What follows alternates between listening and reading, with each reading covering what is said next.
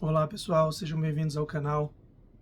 Então, dando continuidade ao último vídeo, eu estava dizendo que durante o processo de estudo, do começo do estudo, eu percebi que era um processo um pouco mais complexo, que o estudo iria demandar um pouco mais de dedicação, na verdade, muito mais dedicação de mim, por muitos motivos, né? Primeiro que é tudo realizado em uma outra língua. Quando você vai ver o tipo de questões que são exigidas nas provas, você vê que são grandes casos clínicos onde você tem que respondê-los muito rapidamente, cronometrar o tempo para fazer isso. E já é um desafio inicial imenso você conseguir ler, e aí para isso você precisa desenvolver algumas estratégias de leitura de questões, né, de casos clínicos e para responder, né, as opções rapidamente e passar para a próxima questão. De outra forma, você não vai conseguir finalizar a prova a tempo. E também o conteúdo que é exigido, né? Então, é muito do conteúdo inicial, pelo menos ali na primeira prova, no Step 1, existe uma maior quantidade de questões que cobram aqueles conteúdos iniciais da formação médica. Então, muita coisa de bioquímica, muita coisa de farmacologia, imunologia, patologia, microbiologia. Então, bastante desses assuntos de forma muito aprofundada. Então, você precisa se dedicar a estudar muito sobre esses conteúdos, e isso é um desafio gigantesco para quem, principalmente para quem já formou há algum tempo, né? E especialmente aprendendo uma nova língua ao mesmo tempo que você está fazendo aquilo. Então ali foi algo que eu percebi depois de alguns meses de estudo, quando eu tinha feito, né, os simulados, não tinha conseguido nem a nota de corte. E para isso, então, como que eu conseguiria resolver, né? Como que se resolveria isso? Conseguindo mais tempo de estudo para poder se dedicar. Mas a vida continua seguindo, né? Então, como que você para tudo? Então, o que eu resolvi fazer foi diminuir, assim que eu terminei a residência de vascular, né?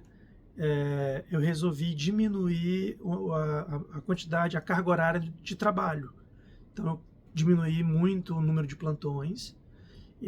Voltei para casa da minha família para conter gastos. Então, seria um aluguel a menos para pagar, algumas contas mensais ali que seriam reduzidas. E aí eu voltei para casa da minha família e comecei a trabalhar dando plantões a cada 15 dias. Então, a cada 15 dias eu tinha uma carga horária de plantões aí de 48 horas a cada 15 dias. E todo o restante do tempo eu resolvi me dedicar para essa prova. E assim eu fiz. E então eu segui. Quando eu estava fazendo isso por 6 meses, eu resolvi fazer outro simulado e aí já veio com uma nota melhor. E aí resolvi marcar a data da minha prova. E marquei a data da prova para setembro. Mas eu havia feito uma prova de concurso da EBSER, tudo ao mesmo tempo ali no final da residência de vascular, nos últimos meses, se não me engano. E eu passei nesse concurso, só que eles não tinham chamado ainda. E aí, bem ali, quando próximo da data da minha prova, o concurso chamou e eu tive que mudar de cidade. Então, eu mudei para Santa Maria, no Rio Grande do Sul. Era no Hospital Universitário de Santa Maria, onde eu tive o prazer de trabalhar também. Fiz grandes amigos lá, tive pessoas que me apoiaram muito durante esse processo. Fui felizardo em ir para lá. E eu fui, né? Porque é aquela coisa, né? Eu acho que muita gente deve pensar semelhante a mim. A gente não fecha portas. Eu não sabia se o processo iria dar certo e eu não iria colocar em risco o meu futuro ou uma garantia, né, de um trabalho como um concurso público, né, federal. Então, eu assumi esse concurso como cirurgião geral, né? Fui para um hospital universitário e mudei de cidade, mas aí devido a essa mudança que eu tive que fazer, era exatamente em setembro que eu deveria assumir esse concurso, houve uma quebra ali do meu ritmo de estudo. E aí, quando a gente quebra esse ritmo de estudo aí por 7, 10 dias, como eu mencionei antes, por ser uma maratona, você leva algum tempo até conseguir voltar para o seu ritmo e se sentir confortável e seguro novamente para fazer a prova. Isso leva alguns meses, então eu remarquei a prova e acabei fazendo ela em dezembro. E graças a Deus deu tudo certo, eu fiz a prova em dezembro, obtive um bom score, um ótimo score. E vida que segue. Então agora com o score na mão da primeira prova, do Step 1, era hora de eu começar a pedir e mandar e-mails, né, pedindo por oportunidades de pesquisa. Porque eu sentia que agora eu tinha uma moeda, né, não uma moeda de troca, mas pelo menos algo que comprovasse o meu comprometimento, né, em fazer a pesquisa, em dar o meu melhor, porque eu tinha um objetivo. Ali seria um step, né, um passo que eu queria dar, de forma a obter um sucesso no futuro, em conseguir uma vaga de residência. Então, eu mandei vários e-mails, obtive algumas respostas positivas, e entre uma delas, da Mayo Clinic, e foi então, e ali eu iniciou meu processo de entrevistas para um fellow de pesquisa. Não é residência médica, é um fellow de pesquisa, onde eu iria pesquisar, fazer, né, pesquisa e tentar publicar artigos e fazer apresentações, etc. Aprender a como fazer isso.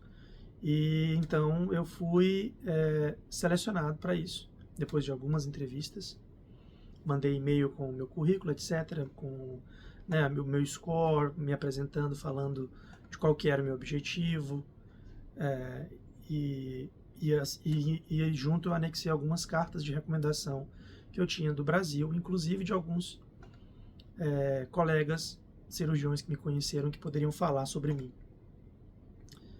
E então, assim, eu fui selecionado, e depois de alguns meses, né, de trocas de e-mails e entrevistas, etc., inclusive para comprovar que eu tinha um nível adequado, né, do inglês para poder participar nisso. E assim eu fui, e assim aconteceu.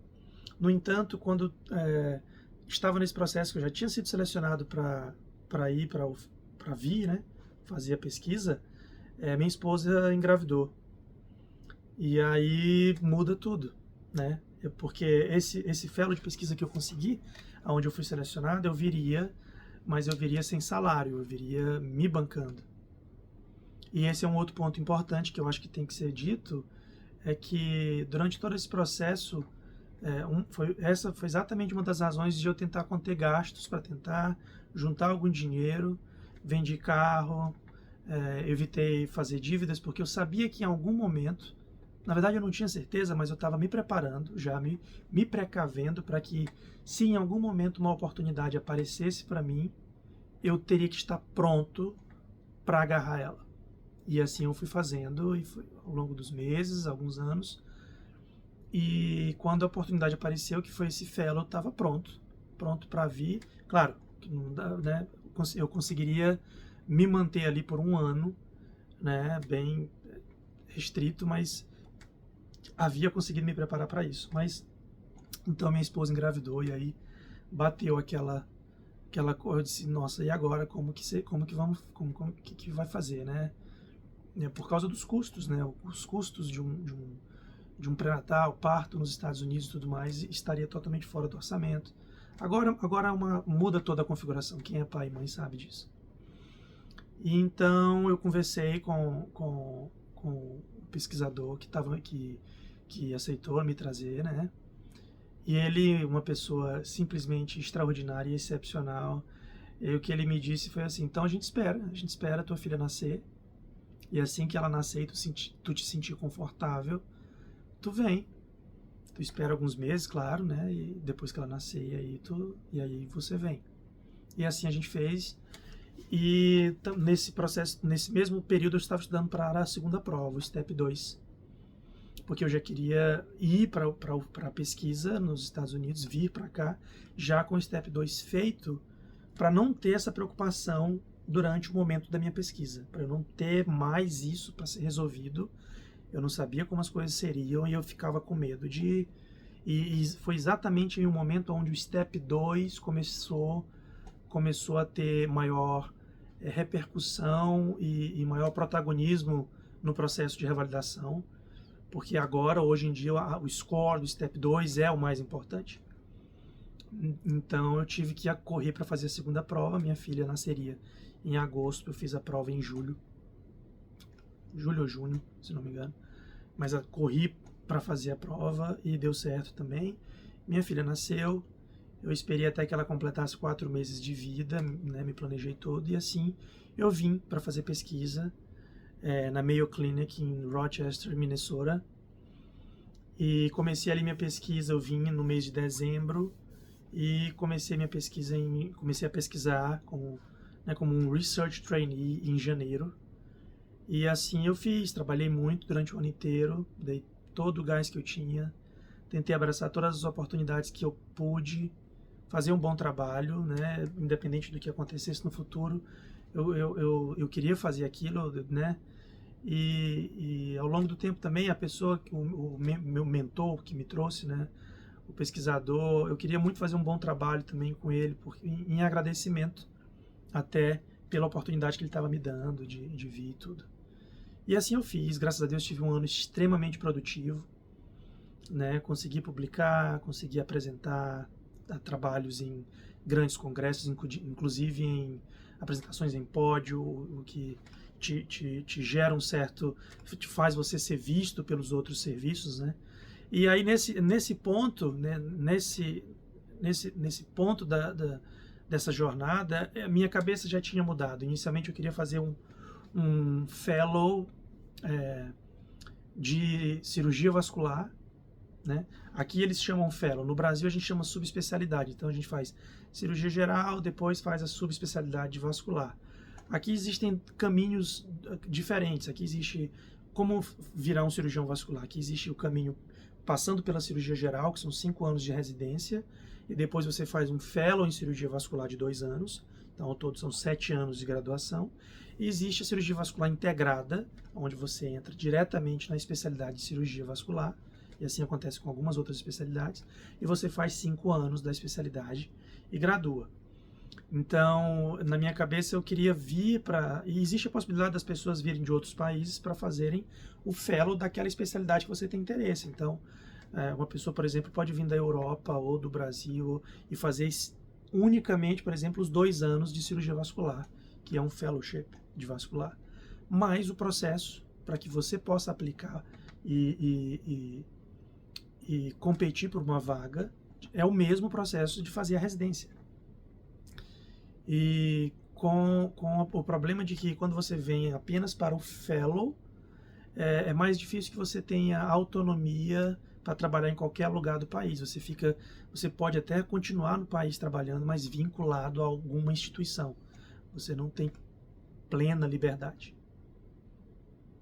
Então, depois que eu descobri isso, eu decidi que não. Então eu vou tentar, já que o caminho é o mesmo, o estudo é o mesmo, as provas são a mesma, tudo é a mesma, eu vou tentar fazer a residência completa, porque assim, ao final dela, eu posso ter autonomia de resolver se eu volto para o meu país de origem ou se eu continuo trabalhando nos Estados Unidos sem nenhum tipo de problema, de burocracia para ser resolvida. E assim eu fiz. Então, durante esse ano foi eu fiz pesquisa, na verdade, por mais de um ano, né? Porque eu consegui estender ao final daquele ano de pesquisa por mais 6 meses.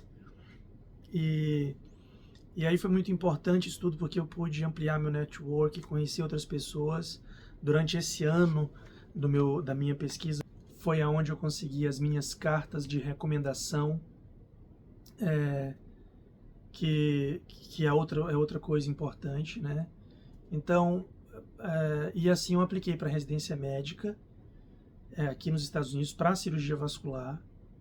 Obtive um bom número de entrevistas, um número decente de entrevistas para quem é um médico imigrante.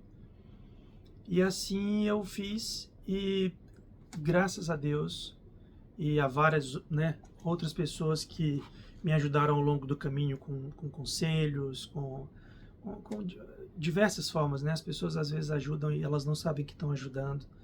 Às vezes uma palavra, só ouvir o que você tem para falar, e ali aquilo acaba te estimulando, né? Te acaba te tocando de alguma maneira, inclusive esse é um dos motivos de eu estar fazendo esses vídeos, é para tentar, né, inspirar e eu não sei, pode ser que ajude alguém, o simples fato de saber que é uma jornada difícil, mas que ela não é impossível e que com dedicação e fé a gente consegue fazer coisas extraordinárias, porque para mim foi extraordinário, eu dei match em uma instituição extremamente renomada, de muito prestígio, não só nos Estados Unidos como no mundo. Então foi algo assim até além do que eu esperava, né? Então, basicamente, então em resumo, essa é a minha história. É claro que foram alguns anos, né, fazendo isso, né, de dedicação para isso, exclusiva, pensando diariamente sobre isso, respirando esse mundo. É um caminho muitas vezes solitário, extremamente solitário, porque muitas pessoas não vão entender o que te move, por que você está fazendo isso, e é difícil, você tem que estar muito certo do que você quer para que comentários, para que julgamentos não te abalem no meio do caminho. Você tem que estar muito, muito, muito, muito certo. E, obviamente, eu acho que estudar sobre o processo, tentar entender mais, porque agora, né, então eu dei match, estou completando aqui o primeiro ano de residência, começando o segundo. Então, eu acho que fazer rotations, né, conhecer, vir para fazer durante a faculdade de medicina ou mesmo durante uma residência médica, estágios observacionais, para que você tenha um conhecimento de campo, para que você tenha um reconhecimento ali de onde você quer ir, né? Previamente, antes de fazer uma mudança tão dramática e de se dedicar tantos anos para uma mudança tão grande. E é isso, pessoal. Isso é o que eu tenho para falar para vocês em relação à minha história, né? A minha trajetória até aqui. Um resumo, obviamente um resumo. Foi muito desafiadora essa jornada. Para mim, no meu caso, foi muito importante a minha família, o apoio. Como é um processo solitário, muitas vezes, né, essas pessoas são as que vão estar ali acreditando em você quando você às vezes tem dúvida de si próprio, sabe? Então, família, amigos, isso é algo que para mim fez bastante diferença também. Bom, esse é o meu relato, obviamente que é um resumo dele, né? Existem minúcias aí desse processo, muitas coisas que o vídeo ficaria muito longo se eu fosse explanar cada uma dos altos e baixos que eu vivi durante o processo. Eu espero que vocês tenham gostado aí do meu relato, que ele tenha, né, servido para motivar. Se esse é o teu sonho, se é isso o que você quer, vá em frente, não tem medo, não olha para o lado, respira isso como se fosse o teu oxigênio, mesmo como se tu precisasse dele para viver. E se Deus colocou na tua frente, se Ele te mostrou, é porque você tem uma chance. De outra forma, Ele não te mostraria. Então, é isso, né? Espero que vocês tenham gostado. E até o próximo vídeo. Sintam-se todos abraçados.